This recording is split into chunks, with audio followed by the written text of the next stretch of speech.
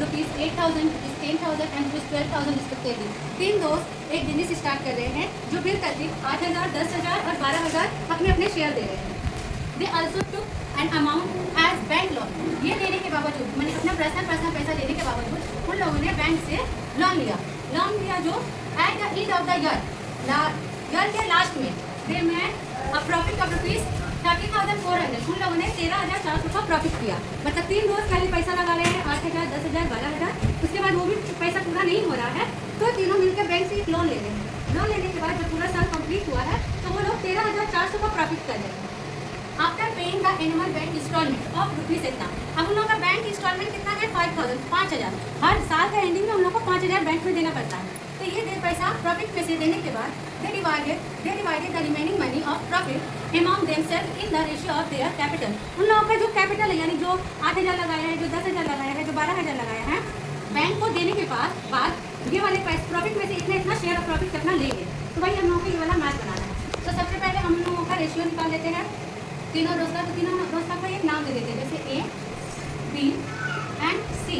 तो ए दोस्त ने 8,000 रुपया लगाया, बी दोस्त ने 10,000 रुपया लगाया और सी दोस्त ने यानी थर्ड दोस्त ने 12,000 लगाया। यहाँ पर आप ए बी सी की जगह फर्स्ट सेकंड थर्ड फ्रेंड भी लिख सकते हैं। अब रेशियो इन लोगों का निकालने का यहाँ एकदम सिंपल सा होगा, 3 इसमें से 0 कट, इसमें से 3, इसमें से 3 कट हो गया। उसके बाद हम ये देखेंगे कि एक कौन से एक टेबल में जो तीनों आता है। जैसे हम यहाँ पर देखते हैं 2 का पहाड़ा में सब आ रहा, 2 चौके 8, 2 पंचे 10 और 2 छक्के 12। ये इनका सम रेशियो निकालने के बाद हम करेंगे सम ऑफ रेशियो। इन लोगों का सम ऑफ रेशियो क्या है तो हम ये तीनों को प्लस कर देंगे, यानी 4 + 5 + 6। तो इनका सम ऑफ द रेशियो हो रहा है 15। ठीक, इन लोगों का टोटल प्रॉफिट है, total profit equal to 13,400। Bank installment कितना है, बैंक इंस्टॉलमेंट इन लोगों का बैंक इंस्टॉलमेंट है आपका इंस्टॉलमेंट रुपीज 5,000। तो यहाँ पर हम देख सकते हैं remaining of the profit or for remaining of the profit. Remaining of the profit निकालने के लिए हम टोटल प्रॉफिट में से जो लोगों का बैंक इंस्टॉलमेंट है वो घटा देंगे। तो कितना प्रॉफिट तुम लोगों का बचा वो हम लोगों को मिल जाएगा, यानी 13,400 में से 5,000 को हम माइनस करेंगे। 5,000 को माइनस करेंगे तो हमारा रिमेनिंग प्रॉफिट कुछ इस तरह आता है 004 और 13 में से 5 गया तो 8, यानी रिमेनिंग प्रॉफिट इतना रुपीज़ है। अब यही प्रॉफिट के हिसाब से वो तीनों दोस्त आपस में अपना फायदा बांटेंगे। तो ये बोर्ड में थोड़ा ज़्यादा कम पड़ रहा है, हम यहाँ पर शॉर्ट करके इसको बना दे रहे हैं।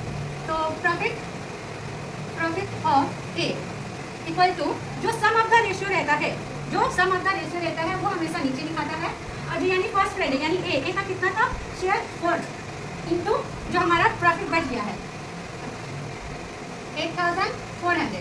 अब हम इसको इससे कट करेंगे तो हम अगर देखते हैं 15 5 है 75। तो यहाँ पर हम डिवाइड करके देख सकते हैं 15 5 है 75, 9 ये 7 7 प्लस ये 0, 15 6 के 90,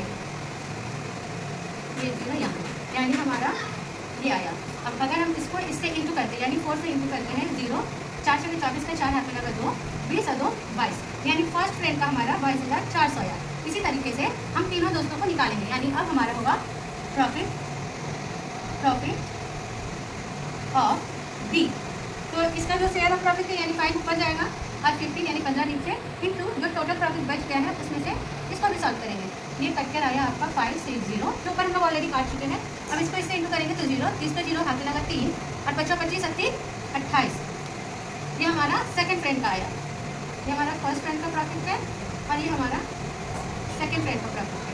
इसी तरीके से हम थर्ड फ्रेंड का निकालते हैं। Profit of C equal to इसका कितना है 6/50 इंटू 8400, 5 से डिवाइडेड तो 560 और इसको इंटू करेंगे 0, 6 36 के 6 हाथ लगा 3, 30 और 3 33, यानी थर्ड फ्रेंड का ये हुआ है। तो ये हमारे यहाँ आंसर